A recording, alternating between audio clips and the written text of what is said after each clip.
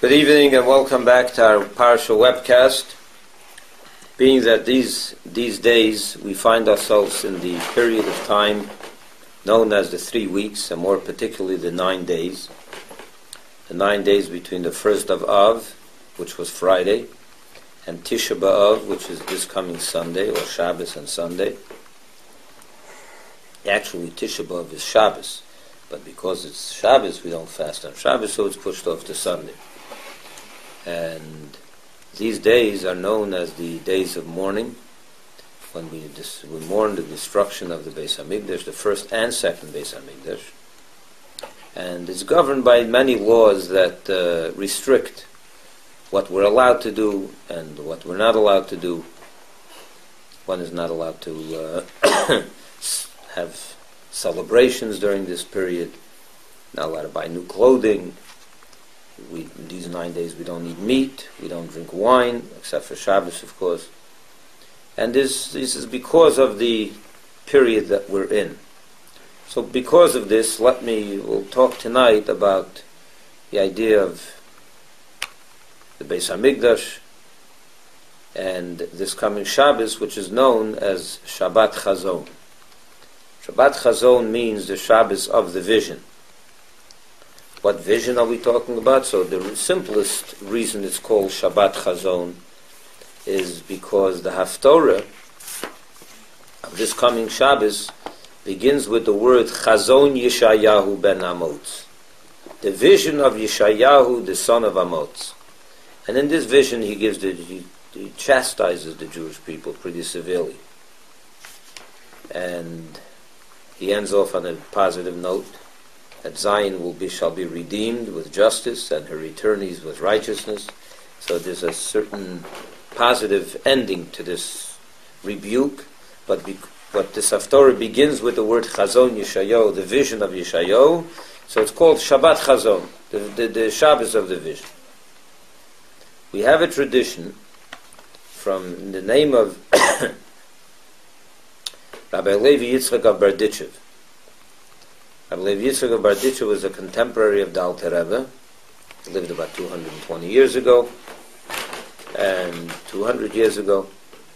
And he said something very interesting. That on the Shabbos Chazon, in addition to the reason that it's called Chazon because of the first word of the Haftorah, it's called Chazon because in this Shabbos, God shows every Jew a vision. A vision of what? Of the third Beis HaMikdash. Every Jew has a vision, experiences the vision of the third Beis HaMikdash. Now, of course, if we on the literal level, and literally, I cannot say that we all see this with our eyes. I mean, it's not something we observe with our own eyes, or even the eyes of our soul, that we can appreciate on our level down here. But the soul up there is shown this vision, and it affects the soul down here. If you know that, as we've discussed many times, in the neshama, not the whole neshama was let down into the body. Parts of the neshama remained up above, and those parts of the neshama are shown a vision of the Beis HaMikdash, and it's like connected to the neshama down here, so it has a subconscious effect on the human being down here because of what it sees up there. And he continues with a parable. He gives an example. He says, a father once bought a suit for his son. And the son was a little boy, let's say 8-9 years old. It was a very expensive suit that was tailored especially for him, and he was not careful, and he tore the suit. So the father had the custom tailor him another suit, and again he was not careful, and it was torn. So the godfather went ahead and had this tailor him a third suit. But the third suit, he told the boy, he said, enough, I'm not going to give you the suit to wear. I made it for you. I'm putting it in the closet. And I want you to know that when you will mature up, and you'll learn how to wear a suit and take care of it, I will give you the suit to wear. But in order to encourage that boy to get to be mature and to learn how to be a bigger, to Responsible. be more responsible, thank you. So once in a while, he takes him upstairs to that closet, and he shows him the suit, and he says, this is the suit that's awaiting you, and when you become a mensch, and you become big enough to respect the suit, that's going to be for you, you're going to wear it. Rabbi Levi Yitschak says, this is a parable for what happens on Shabbos Chazon. God made us one suit, the Beis Hamikdash. We weren't respectful, we weren't responsible, we were immature. It was destroyed. He made us a second one, and that too was destroyed. So God built a third one.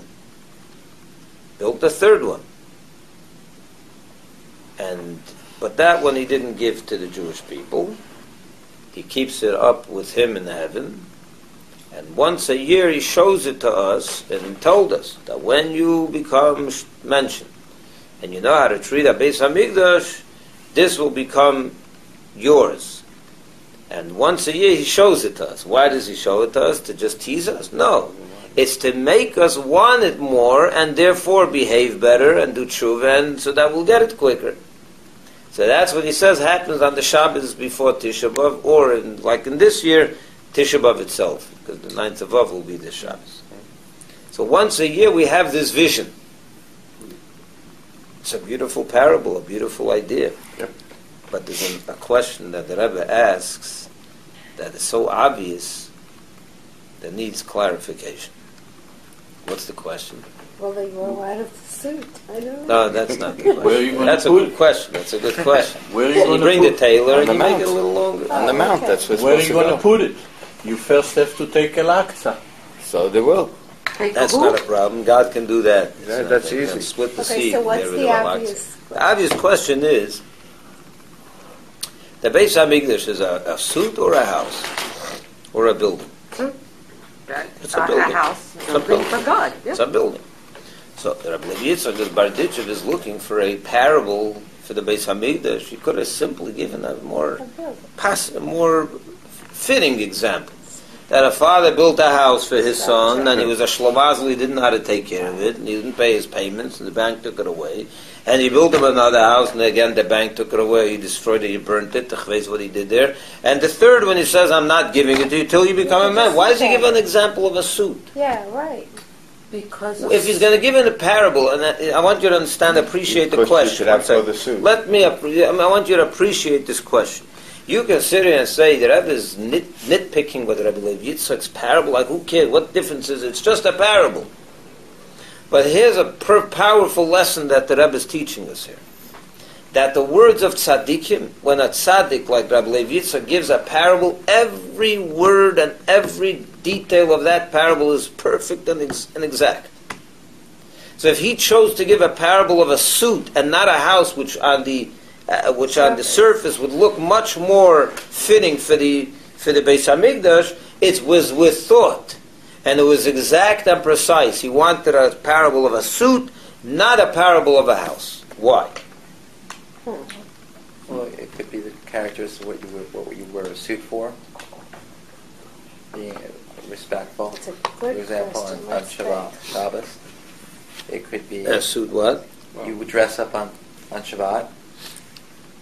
Because it's, I would think, because a suit, every part of your body it's at is the feet. It's at the within feet. the suit. And this house not. Not exactly. Every part of your It body. doesn't fit to the body. No, but you don't use every room in a house. You don't use every portion of the house. You Why don't not? use. I mean, a house is there. It serves the person, but the suit is more form-fitting for the person, and it's more reflective of the individual. Okay, It's I that's think the true. form It's fitting. tailored That is to true. fit. This a is true. suit tailored to fit the body Very exactly. good, and therefore what? While the building is more general. Further You're onto away something. from the body. The Rebbe explains as follows. What is the difference between a person? There's three basic needs that a person has: food, clothing, and And shelter. shelter. Food you take inside, ingest inside. Clothing is what we call in the vernacular of Kabbalah makif hakorev. The clothing doesn't go inside of the person; it encompasses the person, but it encompasses in a very close way. It's very close to your body. A house is the makif harochik. It also encompasses the person, but it's a distant shield. So he says like this: a suit has to fit.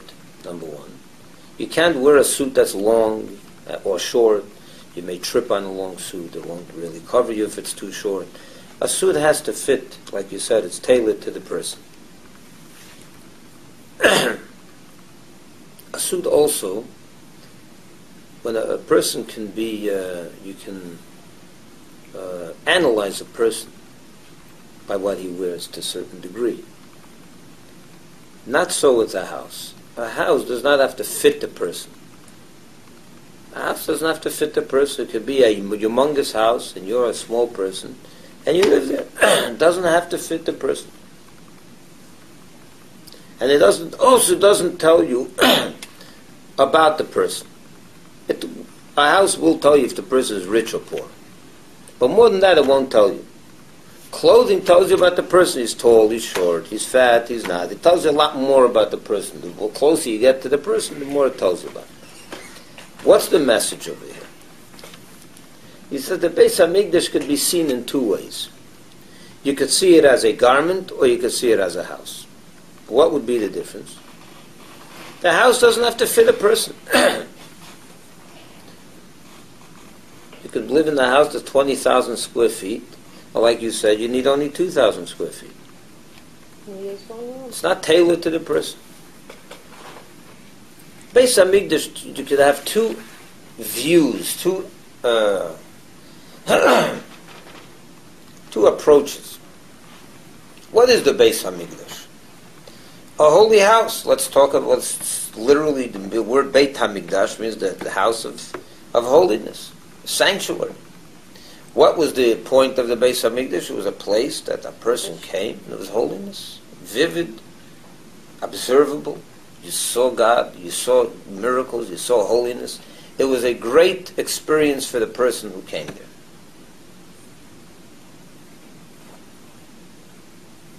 But you can have the understanding of the Beis HaMikdash that everyone came over there and basically everyone fit into the holiness of that place, and that it was a general holy house that everyone came to and fed off of it, fed off that holiness, and it inspired you for the year to come. Let's bring it a little more close to home. Every synagogue today. What's a synagogue? A holy place. There's certain things you're allowed to do in your house, but you're not allowed to do here because this is holy. There's a Sefer Torah here, there's holy books. It's a holy room. It's a holy house. But is this holiness tailored to each person's individual neshama, individual station in life, his individuality? You can say perhaps not. It's a general place where everyone comes equally to feed off what the Torah, what we're reading in the Torah, what the Rabbi is saying, what this, that, and the other. Or you could say the Beis HaMikdash is a suit.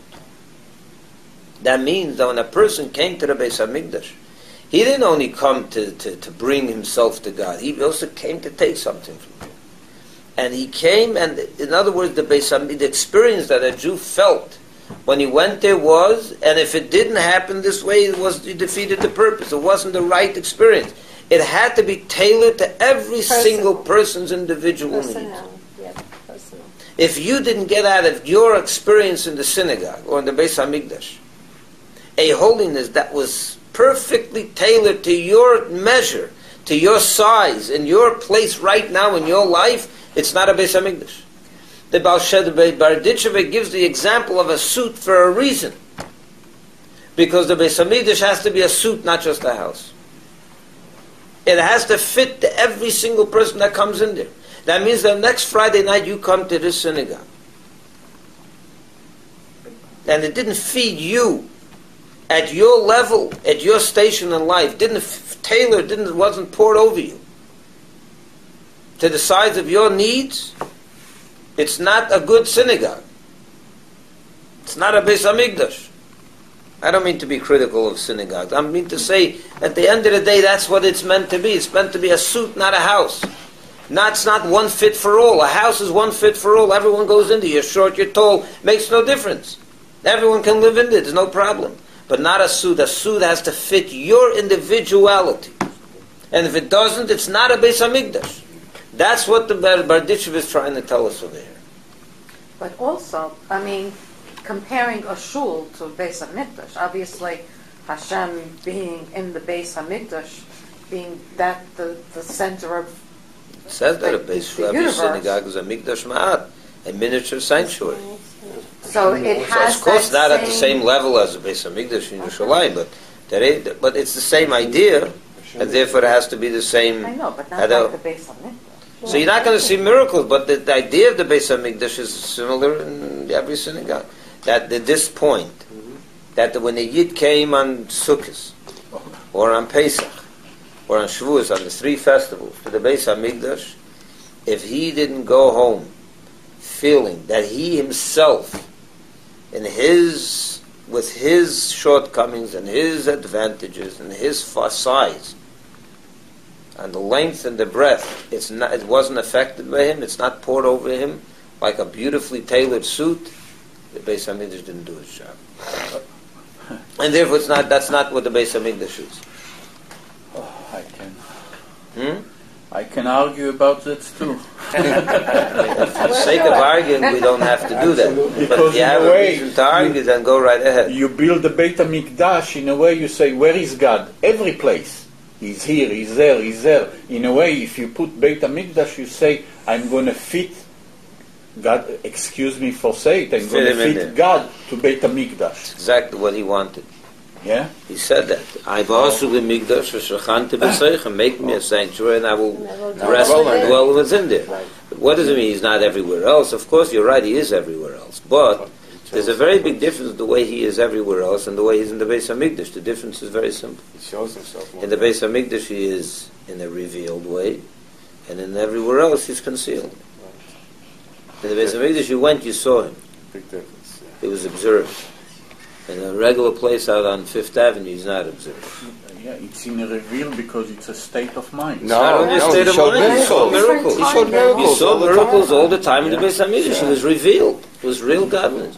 It says in the So we were really terrible. It's been Absolutely. taking away. So Thank you. terrible. Yeah, Well, that's you right. should That's Chaval right. Moed. Chabad. Twice. Big chaval. Twice, not once. Yeah. It's a big chaval. Yes. Yeah, it's spread us all over the world and Of course. diminish us. Right. Yes. Absolutely. It's a horrible thing. I'll ask you, I'll tell you another question. God forbid. And I would like you to answer it, to see if you can, if no one asks this question. Hashem sent Nebuchadnezzar to destroy the Beis HaMikdash, right? The first one. We have a mitzvah in the Torah, you're not allowed to destroy something. You're not allowed to destroy your house of God. You're not allowed even to break a piece of wood, or break one brick in the Beis HaMikdash. It's a Isser, it's a prohibition in the Torah. So why? And we Well, know why do you that, think one that? second. You know that we know that with the mitzvahs that God gave the Jewish people, He Himself observes. That's a known thing. The sages tell us based on a verse. Magid Devarav li Yaakov, Chukav u'mishpatav li Yisrael. He Please. command His mitzvahs, His statutes, means that the things that He Himself does, He tells us to do. Right. If He doesn't do it, He doesn't tell you to do it. So if Hashem told you you're not allowed to destroy even a stone in the Beis HaMikdash, how could He go and destroy the whole Beis HaMikdash? It's a Isser, it's a prohibition in the Torah. How did He violate His own mitzvah?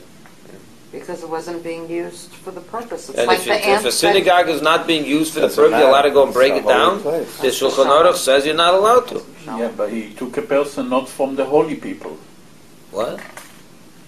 He took Nebuchadnezzar. Well, Here's another question. You're telling me that about Berditchev says that the Jewish people didn't know how to treat the Beis Hamikdash, the suit, right? The parable, right? So he took it away. He had to destroy it. He couldn't take it and hide it somewhere. He has to go and destroy it. Yeah. Or board it up and not let anyone in. In the same And way. put like Gan Eden, he put the Cherav HaMitapechet, he put the swords. Right. You couldn't get in. You couldn't do that. What do you have to break it for? What do you have to destroy it? Good question. What's the that all answer? about? What's the answer? And what's the justification for destroying it? You're not allowed to. It's a prohibition in the Torah. How do you get away with this? The answer that Rabbi gives, and this is why I bring it, because it's a very depressing time, the Tisha B'Av time. Sure. It's like a time that no one likes. You don't want to, it's bad luck, they say, right, for the people of Israel. It's goes, it's exile, it's fast, and it's not good. It's not a happy time, right? Mm-hmm. It's not a happy time. A lot of tzaddis started. All the troubles and tribulations of the Jewish people happened on Tisha B'Av. The First World War started on Tisha B'Av. Really? Yes. Yeah. Which led to, by the way, which is the precursor for the Second World War. I mean, all the problems of the 20th century started on Tisha B'Av. The Meraglim cases say it was Also on Tisha Tisha B'Av. B'Av. All right, Exactly. so we're waiting for the answer. So the Rebbe says like this: in truth, the destruction of the Beis Hamikdash is not just to destroy. He brings from the laws of Shabbos, yeah? The laws of a synagogue. Are you allowed to break down this building? No? But what happens if on this same place of this building you're going to build a better building? Then you're allowed. This is beginning to be dilapidated and you want to Then you're perfect allowed. it. So then you're allowed to, right? Right. But are you allowed to do it when if I let's say this building is no longer in for good use? I take it apart, I'm going to break it down, and 200 years later we'll rebuild it. No. You're not allowed to do that. But he did. 1 second. So here the Rebbe said, even if you're going to tell me that he destroyed it in order to build a better one, but that halachically only works if you're going to build it right away, not if you're going to wait 2,000 years to build the next one. And in this case, it's already almost 2,000 years. So how did he get away with this? The Rebbe perforce therefore says that that in the second the Beis Hamikdash was destroyed, the bricks were already, the foundation was already being laid for the third Beis Hamikdash. What's the reason that when you break this building, God, if someone said we need to destroy this to build a bigger one, what's bigger? Only if it's better are you allowed to take apart the first one. Why is the third Beis Hamikdash better than the second? Let's start with that first. What is the third? Why is the third? What was wrong with the second Beis Hamikdash that he had to dismantle it in order to build a third? What's better about the third one? The answer is the third one is being built by Hashem Himself. Huh? The child grew. Now you have to fit a new suit. No, but what was wrong with the old suit? I'm just. It wasn't torn. So the answer is that the third Beis Hamikdash is but infinitely better than the second Beis Hamikdash. Why? Because the first two were built by human hands. And the third one. The third one is being built by Hashem. What's the difference? It makes all the difference in the world. Something that's built by humans, since humans are finite and temporary, so everything they build is temporary. Right. It's finite. But Hashem builds anything that's made by Hashem's handiwork, It's if you can even everlasting. use the terminology handiwork, but made by Hashem is going to be eternal. So there's a certain, it's not a certain, the whole third Beis Hamikdash is a whole different kind of experience. But why again does it have to take 2,000 years? What's the justification? Building permits? The end? No, what's the justification for taking apart a building, even if you want to build a better one, but the law is it has to be done right away? The answer is it was done right away. It was. It was immediately started. It says that the minute Beis Hamikdash was destroyed, there was a certain Arab, the Medrash tells us, there was a certain Arab in Israel that heard the cow of a certain Jew, what do you call it, moaning, mooing, and he told him the first time he heard it, he said, your temple was destroyed. Just right after that, it started mooing again, and he told him now the second The Savior of the Jewish people has been born. Mashiach, it says, was born when? On Tisha B'Av. No way. That's what it says. So in other words, he says that the minute the destruction was, the temple was destroyed, the groundwork was already being laid for the third Beis Hamikdash. It's a long process. It takes time to build. But it wasn't that he's starting to build it 2,000 years later. It's being built immediately. And every mitzvah that we do and everything that happens in the last 2,000 years is bringing about the building of the third Beis Hamikdash b'meheira v'yameina. Why does it have to take so long? Because since we're talking about an infinite kind of situation, a place that God's going to be revealed even more than he was in the first and second Beis Hamikdash, so this needs an accumulation of tremendous amount of mitzvahs by the Jewish people that brings about that revelation. So this is not that it's going to happen tonight. It's already a thing that's happening 1975 years. Or whatever it is, 1900 and some, whatever the number is. It happened immediately. We're being shown it every Shabbos Chazon. It is continuously being built by Hashem as the time gets closer to Mashiach. So it's not that we're in Golus Tamazeh, we're waiting. Are there any other clues? It is happening already. Yeah, Are there that's any like other a clues? grain of sand on a beach at a time. Huh? What's the question? Are there any other clues? As to when it will happen? Yeah. I think it will happen tonight.